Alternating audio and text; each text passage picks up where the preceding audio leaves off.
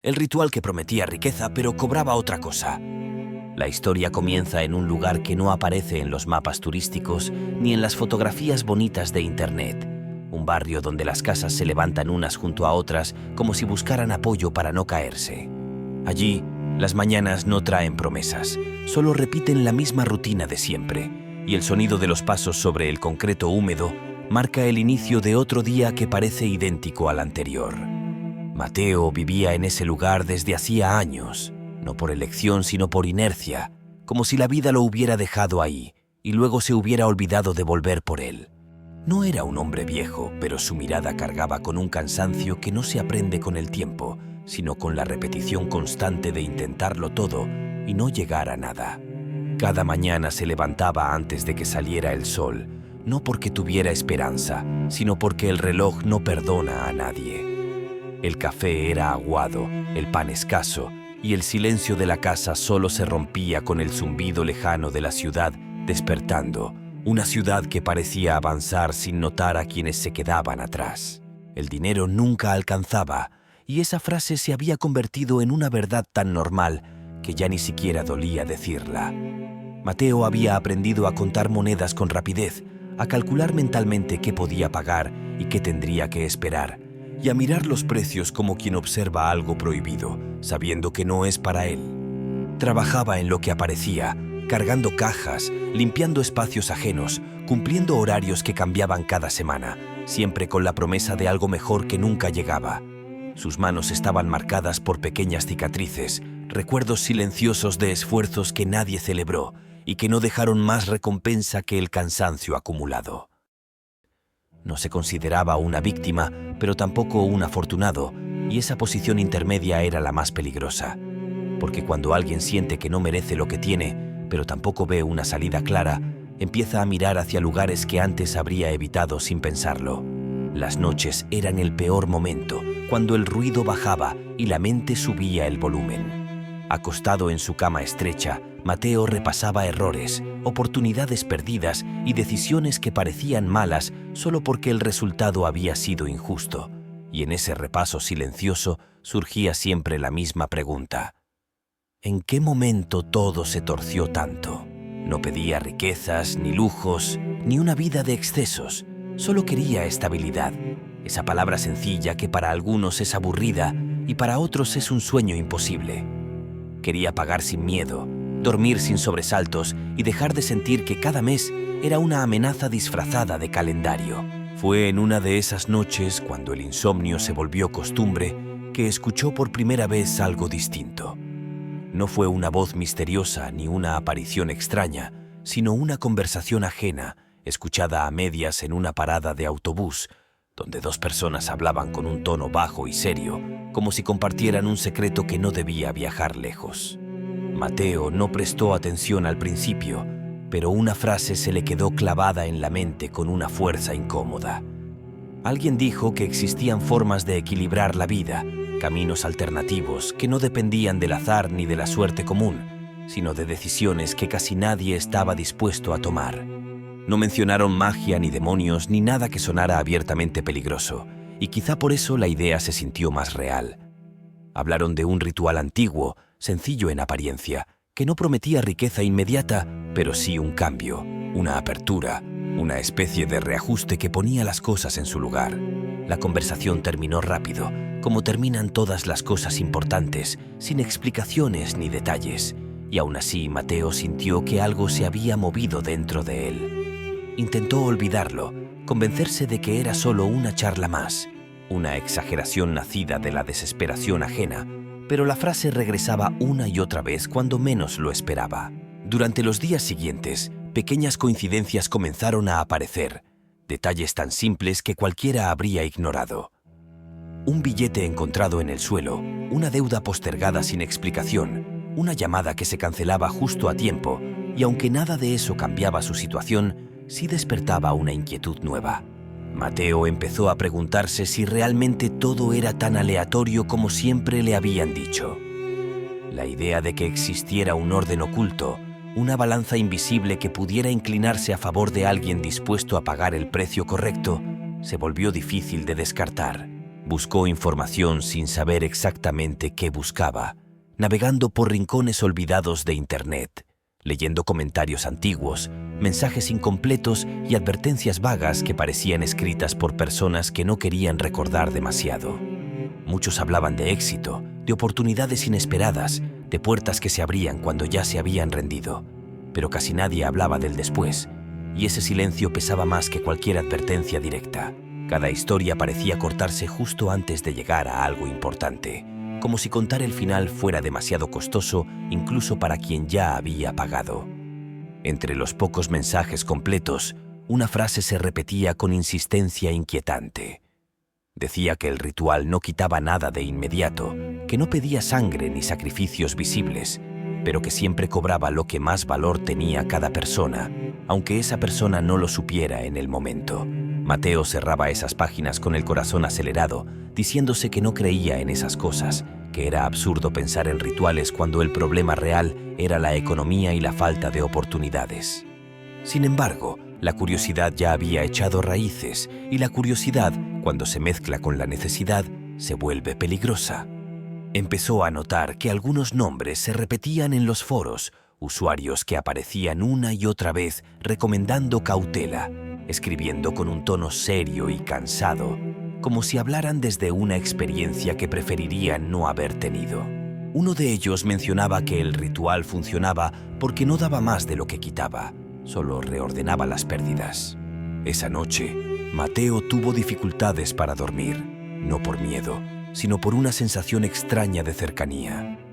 Como si algo que siempre había estado lejos ahora se encontrara apenas a un paso, esperando una decisión consciente para manifestarse. Al día siguiente, mientras regresaba del trabajo, vio a una persona que le resultó familiar, alguien de la conversación en la parada del autobús.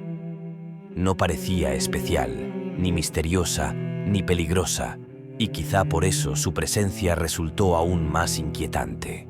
No intercambiaron palabras, solo una mirada breve, suficiente para que Mateo sintiera que había sido reconocido, como si sin saberlo ya hubiera sido incluido en algo más grande. En ese instante, comprendió que la historia que estaba a punto de comenzar no tenía que ver solo con dinero, sino con elecciones que no se pueden deshacer. Esa noche, Mateo tomó una decisión silenciosa, una que no compartió con nadie y que justificó con la lógica más simple y más peligrosa de todas. Se dijo a sí mismo que solo necesitaba una oportunidad, que no pediría demasiado, que sería cuidadoso y que sabría detenerse a tiempo. Sin saberlo, ya había dado el primer paso. Y si te está gustando esta historia, suscríbete a mi canal Historias de Terror en YouTube y Spotify, dale me gusta y sígueme, porque lo que viene a continuación marca el inicio del ritual y nada vuelve a ser igual. Mateo reunió los elementos del ritual con una calma que no sentía, como si sus manos supieran qué hacer antes de que su mente lo aceptara por completo. No eran objetos raros ni difíciles de conseguir, solo cosas comunes que cualquiera tendría en casa, y esa normalidad era lo que volvía todo más inquietante, porque no había nada que gritara peligro. Colocó cada objeto sobre la mesa pequeña de su habitación, siguiendo instrucciones que había leído más veces de las que estaba dispuesto a admitir.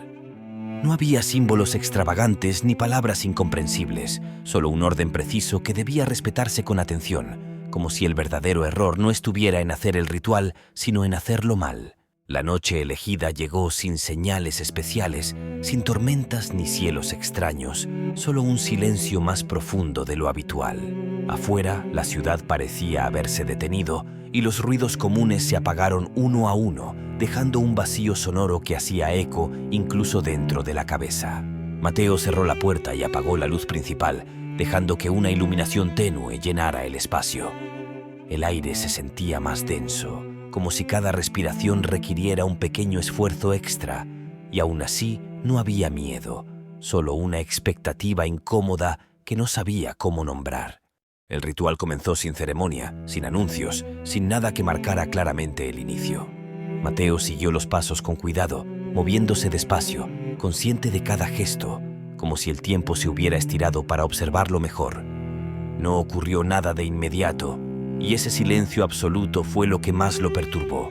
No hubo luces, ni voces, ni cambios visibles, solo la sensación creciente de que no estaba solo, aunque no pudiera señalar ningún lugar donde hubiera algo más.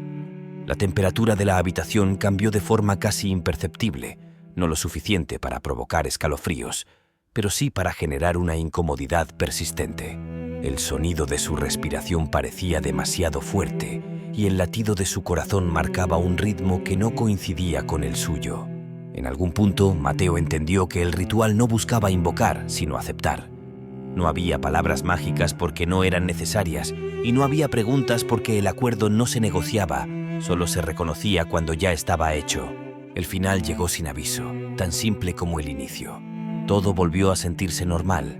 El aire recuperó su ligereza y la habitación volvió a ser solo una habitación, pequeña y silenciosa, como siempre había sido. Mateo se dejó caer en la cama con un cansancio que no recordaba haber sentido antes. No era agotamiento físico, sino una especie de vacío, como si algo se hubiera acomodado dentro de él, dejando espacio donde antes había ruido. Al despertar, no sintió nada distinto, y esa normalidad fue casi decepcionante.